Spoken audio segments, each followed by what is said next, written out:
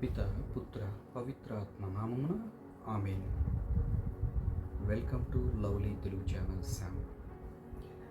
ప్రియమైనటువంటి క్రైస్తవ సహోదరి సహోదరులారా, ఈరోజు ప్రత్యేకించి ప్రార్థనలో నీపై నీవే విజయం సాధించాలి అనే ఈ చిన్న అంశాన్ని మీతో పాలు పంచుకోవాలని ఆశపడుతూ ఉన్నాను.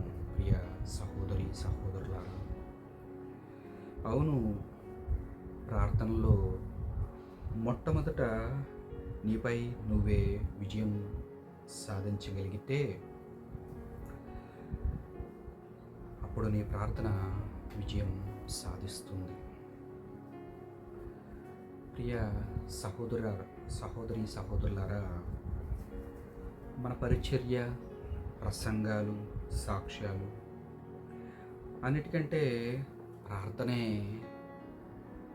సాతానుకు ఎక్కువ భయం కలుగు చేసే విషయం.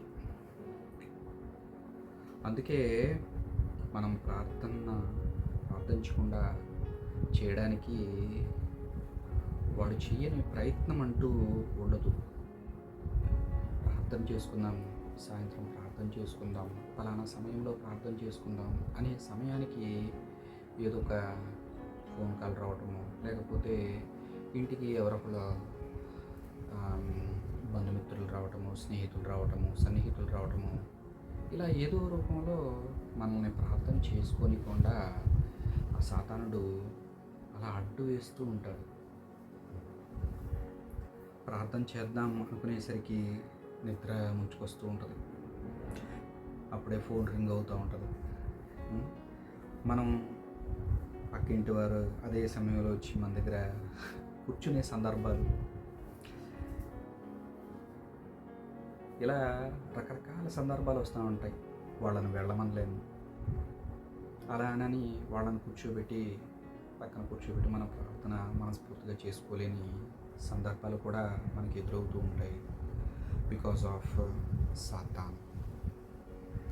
సాతానుడు మనల్ని ఆ రూపంలో అలా వేధిస్తూ ఉంటాడు.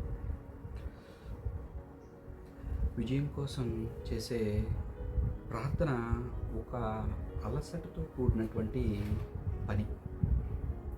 అనేక మంది క్రైస్తవులు కొన్ని నిమిషాలు కూడా ప్రార్థనలో గడపలేనటువంటి ఆత్మీయ అనారోగ్యంతోనూ, ఆత్మీయ బలహీనతతోనూ ఉంటూ ఉన్నారు ఈ రోజుల్లో. మరికొందరైతే వారు జీవించే జీవితాలు ప్రార్థనకు పూర్తిగా దూరంగా ఉంచుతాయి.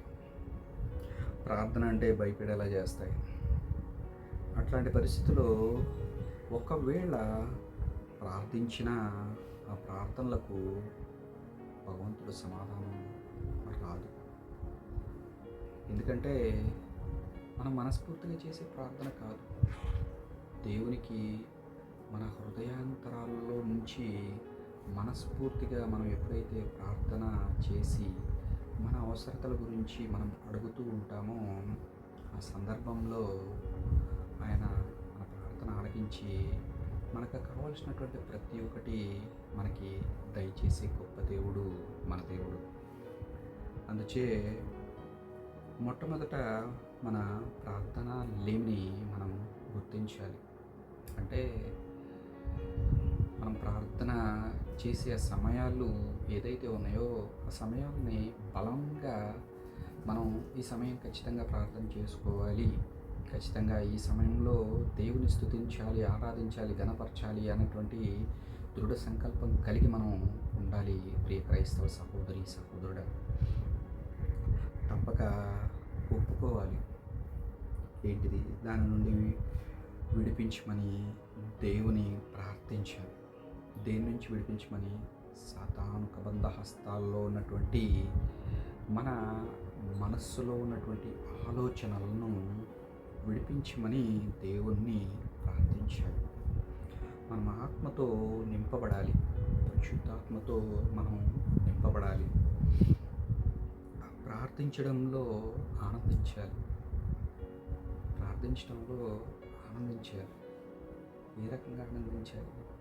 దేవుడు నాతో ఉన్నాడు, నాతోనే ఉన్నాడు, నా ఇంట్లో ఉన్నాడు, అని మన సహోదరులు మనకి ఆత్మీయులు అయినటువంటి వారు మన గృహానికి సడన్‌గా వస్తే మనం ఎంత హృదయానందాన్ని మనం బయలుపరుస్తూ ఉంటాము, తెలియజేసుకుంటూ ఉంటామో ఆ రీతిగా మనం హృదయానందం పొంది ఉండాలి. ప్రార్థన చేసే సమయంలో అనవసరమైనటువంటి పనులను పక్కన పెట్టేసి ఎక్కువ సమయం ప్రార్థించడానికి ఆసక్తి కలిగి ఉండాలి. వీటిపై విజయం ఎప్పుడైతే మనం ప్రార్థించడానికి ఆసక్తి కలిగి ఉంటామో మన సమస్యల ప్రతీదీ విజయం సాధిస్తానికి మనకి దేవుడు మనల్ని ముందుకు నడిపిస్తూ ఉంటాడు. ఆ రోజు గెత్సెమనే తోటలో తాను విజయం పొందే వరకు ఎవరు? మన యేసునాథుడు విజయం పొందే వరకు ప్రార్థించాడు. ఆయనను బలపరిచేందుకు దేవుడు ఒక దేవదూతను పంపనంతగా ఆయన ప్రార్థన చేయగలిగారు. ఆ రీతిగా ఆ దేవుని ప్రార్థించి మన ప్రతి ఒక్కటువంటి అవసరాలను, విన్నపాలను ఆయనకు తెలియజేసుకొని అందరూ సంతోషంగా జీవించడానికి ముందుకు నడుద్దాం. ప్రార్థిద్దాం. ప్రార్థనా ఫలాలు